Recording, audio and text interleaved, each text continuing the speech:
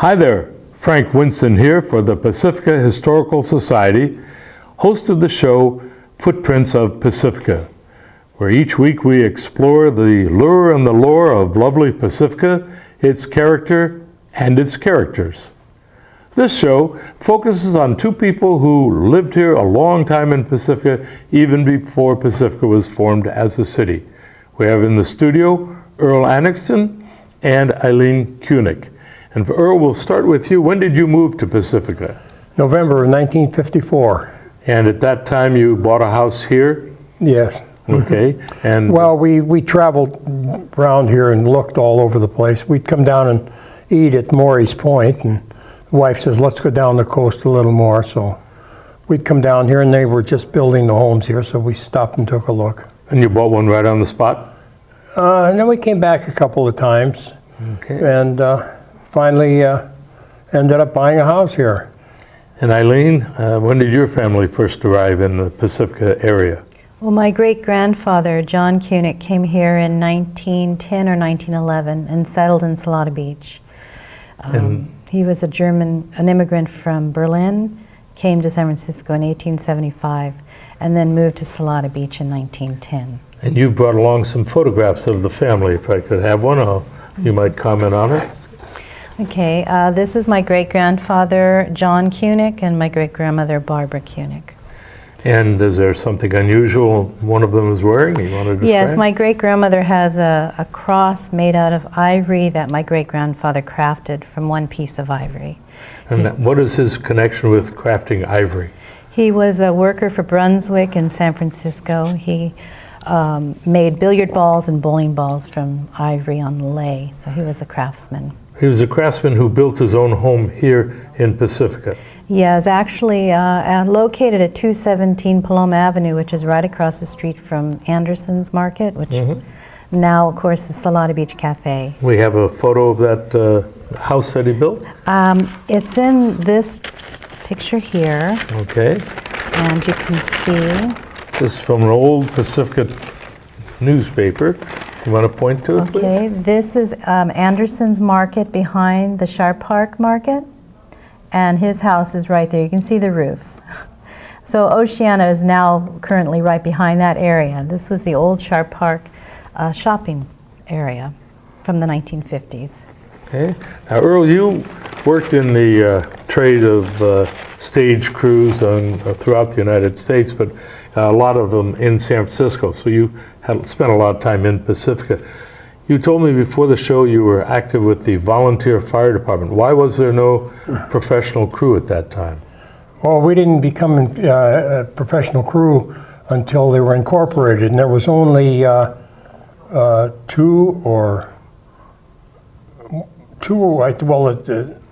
think it was, and that three that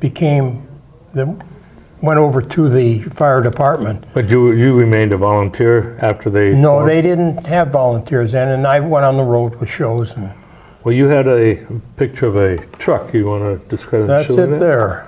Yeah, okay. That's an old pumper. And that was on Paloma Avenue, and it used to be parked across the street from the firehouse. And Chief Girdler at the time, that's before, one of the firemen was a fire chief, and he became fire chief, and he's now on the city council running again.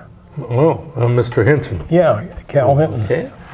And you went to school here in Pacifica. You did not, but your children went to school. And, Eileen, what school did you go to, and where was it at the time? Well, I went to Sharp Park School. As elementary school?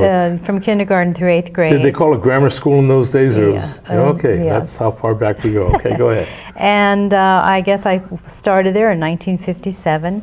Here's a picture of the school. It's now Ingrid B. Lacey. They tore this one down and rebuilt it. So this. And they renamed it, but when you went there, the was school? Sharp Park School. Sharp Park School, okay. And then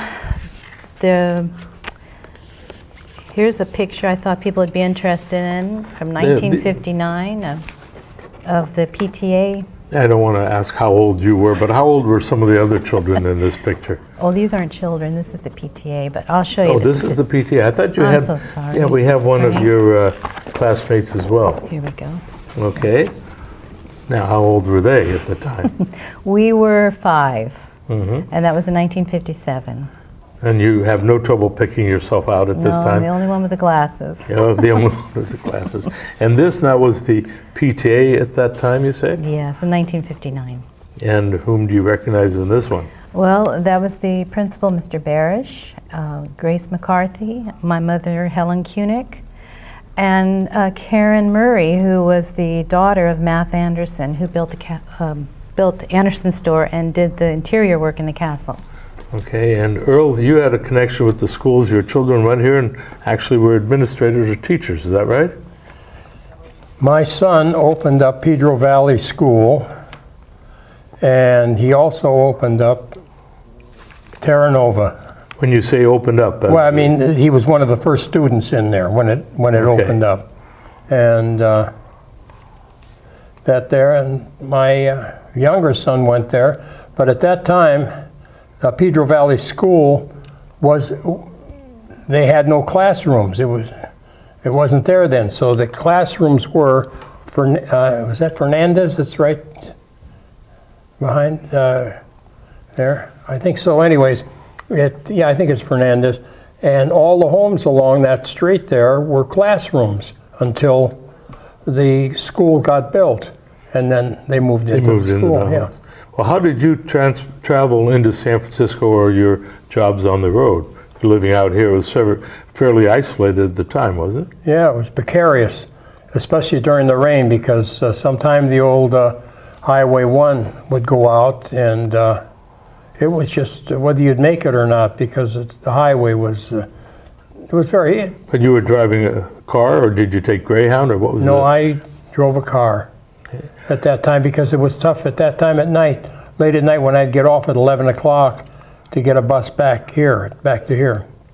And then there was only one bus that went all the way to Half Moon Bay. That's how isolated we were. Well, speaking of transportation, at the time that you were here in the 50s, there was no Highway 1. What was there that was popular to travel? It was Highway 1. And was it the Highway 1 that we have today, the freeway? No, now it's a freeway, but what no, was it it came then? it came along like the road at Morris Point. It was a 2-lane highway, and when you got to Sharp Park, on the right-hand side was a Shell gas station, and then you went on farther on down, and you came to the golf course, which had been there for many years. And then after that, you had Nick's Rockaway and the pizza place, Romano's Pizza Place, and you had the That was in the Rockaway section. no, that was in the. We have a picture from the Pacifica Tribune from their calendar, but let's show it because it shows Pacifica or the coast side when there wasn't much building there at all either. Can you recognize or point out some of those places? Well, this is Anderson's, which is now Salada Beach Cafe. This is Paloma Avenue here. And this is the old Salada train station that's no longer there. That's the freeway now, but this is the ocean here. And you can see the train coming in with the steam. This house is still there, located there. And this is Francisco Boulevard where the businesses are. The high school would be right in this area here on Paloma. Well, when you consider that the Ocean Shore Railroad folded in 1920, this photograph goes back even further than that. Is there anything else in there? This house still exists as well. It still exists. Earl, do you picture anything else from that before your era? Well, when I moved here, there was still the Point. There was a few places on the Point, and of course, then you had the Shelter Cove, and used to go down there, and you had the Damien's. That was a bar? Yes, it was. It was a very unique bar, and we used to go there, and it was quite. Then there was a There wasn't that, You, it was a little sparse. well, you were talking to me before the show while it was still sparse that there was a duck pond. Where was that located Right compared here to the where you're streets that we sitting. know? The duck This was a pond? duck farm. Okay, Part so of it, yeah. people were not living in this, they were No. operating a poultry farm. And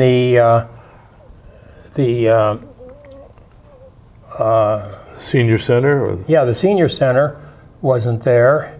And I remember I was with the volunteer fire department when the original place burnt down.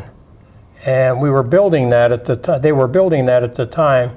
And we had to go to the fire there, and a couple of us got some gas from the batteries and everything. So that was it. and do you remember some incidents when you grew up that were sort of remarkable for the city this size? Oh, Storms and... well, I do remember in 1964 there was an earthquake in Japan, which was a tsunami warning. And I remember they evacuated everyone from the lower part there by the beach up to the high school, well, Oceana High School. Earl has a different perception. They tried to evacuate, but Earl, you want to comment? We were called, the fire department was called, the volunteer fire department, there was no, and we were called out to clear the beaches. And went down the beach, and we had women with children in their arms, I mean babies, and they're standing on the beach just 100 feet, 200 feet from the surf. And we were told, and tell them, come on, you gotta go. I got my rights. I don't have to go, I'm a citizen. And they didn't want to move. They wanted to see this 100-foot wave come in.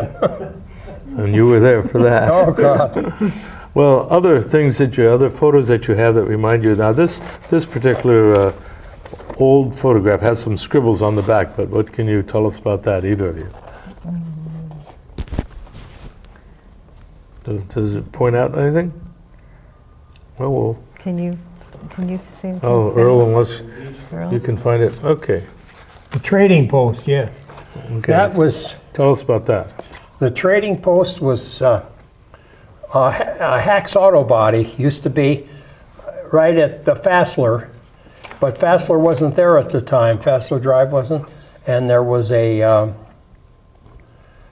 across the highway, you'd come in on the old highway one, and on the right-hand side, you had Hacks, and you had a gas station there, and then there was a little wedge that went out, and there was a house on that wedge. It's a lot smaller now because since they built the highway, they took a lot of that away. The 2 lanes, it used to be a 2-lane, now it's 4 lanes, and that's what you had there. It's just a plain, and it was quite a place. I mean, they had everything there. I mean, you could go through. Was it like a general store or trading post? Or what was it? I never traded there. I used to go in there, and once in a while the wife used to holler at me because I would go in there and spend a little time in there. I used to say little time, but Was that off limits, or just you didn't? no, it wasn't, except Okay. that we had a couple kids at home, and she wanted me there with them to help out with them when I was home, because most of the time I wasn't home. Eileen, other things that you remember from the pictures that you have? I know that Earl's going to talk in a few minutes about the 60s and the great club that he knew about, but what do you remember from your days? You left here and went on to college and then came back, or what was your... Yeah, I've always been in the Sharp Park area, and have no You live today in the home that your grandfather built? one further on Paloma, but I still live on the same street. Well, he built 2 or 3 homes. My father did. Your yes. father built those on homes. Paloma, yeah. Are they still here? They're still here, yes. Okay, that's a long history of it. But this one here you have? Let's see, where's that Oh, picture? you have, yeah. It's right here. Oh, this is the home. This is one of the homes he built, and what I thought it would be interesting is there's no trees in the back. That's right on the corner of Paloma and Sierra Vista. And you can see it was built in 1948, but there's no trees and no homes, nothing in the background. But you grew up in this home? No, not that one, but Oh, the later that one. was one of the ones he built. Okay. And Earl, You were mentioning before there's a certain activity in the 1960s that you remember, which was perhaps a shame on Pacifica, but at least... No, it wasn't. Pacific has always been the forerunner of idiocy, I guess you could call it. But this here was the headquarters for the wife swapping. Well, And don't ask me, it's no. First of all, I still got my scalp. If I would have even mentioned it to my wife, I wouldn't have had any hair at all. I wouldn't have had a scalp. well, what was the wife swapping club? If it headquartered I don't here know. in Pacific? I've talked to a few people that were in Okay. it. Yeah, you don't and have- used to yeah. come out and ask me, why don't we get into it? And they tell me you just come in and throw your keys on the table. So couples would come Yeah, in, throw the keys, then someone else would pick take up the the key, keys. and the key that you got, that was the wife you had, and then off you'd go. Yeah, And then you had to go through with it or whatever it was. yeah. But that's one fame for Pacifica. But you had some other ideas. This goes back, way back, this photo. That's Palmetto Avenue, and that's the old country. The old country road Yeah, store. and yeah. the store. And that's right there on Palmetto. That's where they have the Fog Fest every year, Palmetto Avenue. And is that still around today in any The form? store is now an antique. So it's still open It's retail still business? being used for retail, yeah. Well, Earl, you told me before the show that there was a ship located in Pacifica, or then it was Coastside, that sunken ship, and you actually did something with it? I used to. I had my. This is back before Anderson moved in. Anderson Skin and Scuba, and I got my water license, and then we became friends. And he took me out there one time. You go out towards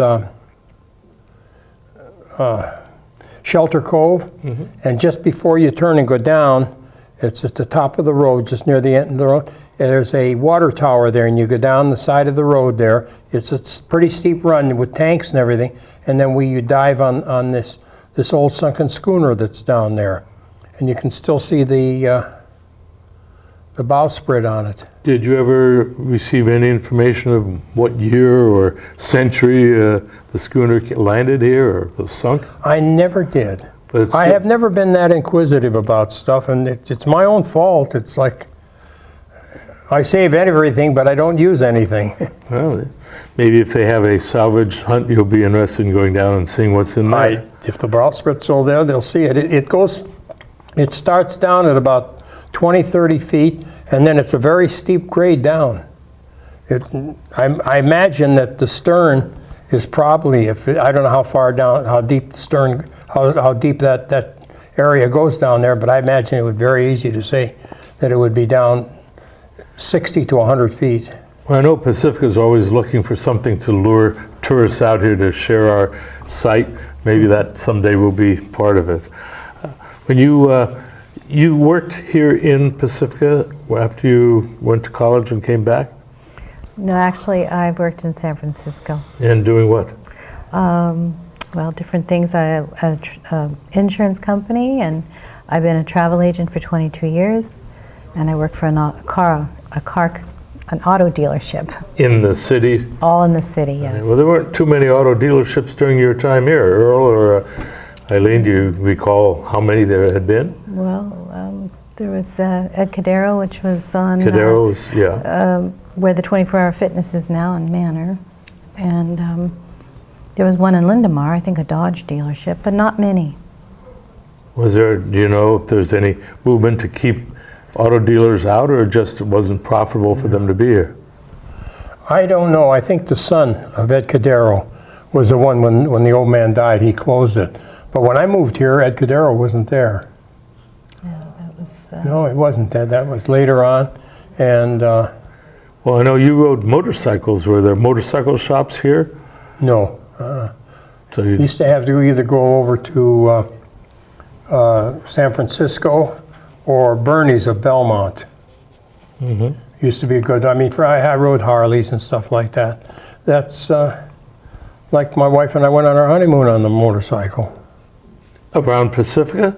Well, it's where we traveled down here, and we would go down the coast, you know.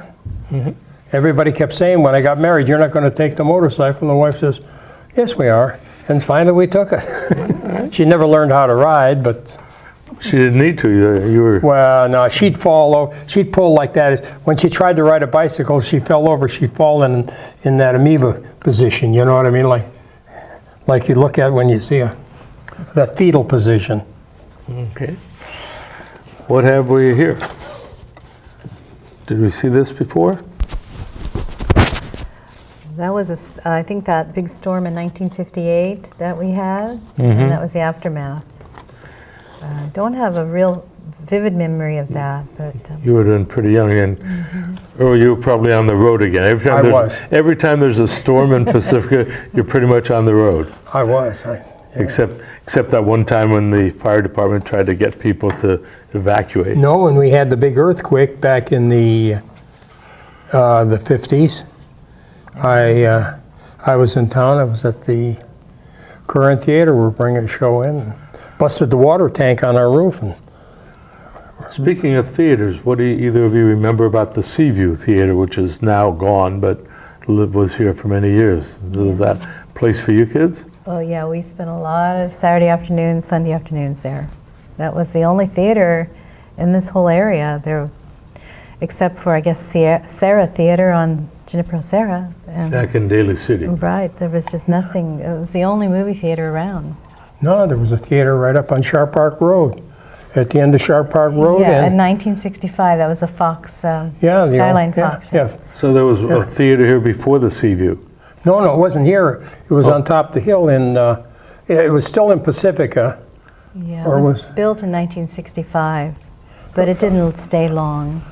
I know there was a little area up there. There was a shopping center up there, and that now it's just homes up there.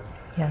It's right across from that Minute lube job. You get an oil change, lube and an oil change. Right on the corner of Sharp Park Road and Skyline. Yeah. Was the Sharp Park Golf Course a place that you would either go to, either of you, for recreation or food or anything? No, but I walked around there many times. Yeah, but no, I didn't. And you were? Not until the 60s when I started playing, or the 70s when I started playing golf. So it was handy for you. Yeah, that was it. No, I don't think I had enough. At that time, it was still a little expensive. Even And- though it was a municipal course. Yeah. But I used to play there. The Breakers, were you either of you there? I remember it, yes. Any stories for either of you? And Eileen, nothing? Sorry. Oh, that's all right. That's okay. I just have some of these pictures come from the archives of the Pacifica Historical Society, which gives me a chance to remind people that if you have any photographs from your grandparents or your parents or yourselves, scrapbooks, the Historical Society loves to have them because we eventually catalog them, show them to other people, and it also brings people the memories of their families that would otherwise be lost. So you in particular, if you have more photos to share with us or the audience, we're P.O. Box 752, and we have a website of pacificahistory.org. So keep in touch with us in that regard. Now what's this one for? Show I you. believe that was after that storm in '58. And Nick's is, of course, still there. Nick's has been here since the 20s in one form or another. I think it started out as a little hot dog stand. It did, yeah. And Nick is still around. Let's see what we have here. This what is that? This is the Higgins real estate, and this was in Sharp Park, in the right by Anderson's, just maybe a block from Anderson's store, and right near my great-grandfather's house. Everything seems to have been built around Anderson's as the sort of the. Because that was the first building, and everything kind of grew out around from there. You had a few places here, a big gap of nothing, and then a few places here and a Right. big gap of nothing. That's right. And that's what the coast side was. Just little towns. Those little villages. They weren't or even towns. towns, they were just, Yeah. yeah, like that. You had that, and you don't see any houses around it or anything, and that's it. Well, I know you were too young to vote, and Earl, were you active at all in the campaign in 1957? In fact, one in 1955 to incorporate these towns. Some of them didn't want to be, and the people didn't want to be, and then finally they came together. I voted for it. In favor of Yes, in United. favor of incorporating. Yeah. Do you remember the battle and what the issues were at all? Why it would be better for some of the 9 little villages to remain separate and distinct? I wish I could say I did, but my mind just doesn't hold anything anymore. Well, Sharp Park Market. Where was that, and what is this now? That's right on the corner of Plum Avenue and Francisco Boulevard. And that later was the Red Robin The Red Market. Robin was what kind of a store? A grocery store. So this was part of the San Francisco Center. I mean, the Sharp Park Center, part of the Sharp. Now, Sharp Park Center, was that replaced by the Lindemar, It or? was all torn down. That was all torn down when they put the freeway in. Lindemar was the first when it opened up. There was a big grand opening there, and there wasn't a Safeway in there. It was owned by the Salvation Army.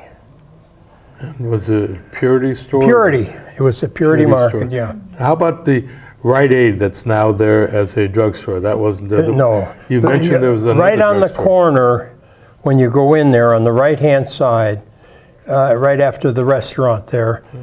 There's that restaurant wasn't there. It was a gas station, and then there across the street was a gas station, and then up where McDonald's is, there was another gas station. They finally got rid of 2 of them, but there was a, well, I guess you'd call it a mom and pop. It was really quite a nice thing. You could call in the middle of the night, and they would get up and fill a prescription for you if you had to. Okay, I'm going to have to wrap it up now, but Earl Annexon and Eileen Kunick, we thank you for being with both. I believe are members of the Historical Society, which brings you this show. And remember, lives of great men all remind us we can keep our lives sublime, and departing, leave behind us footprints in the sands of time.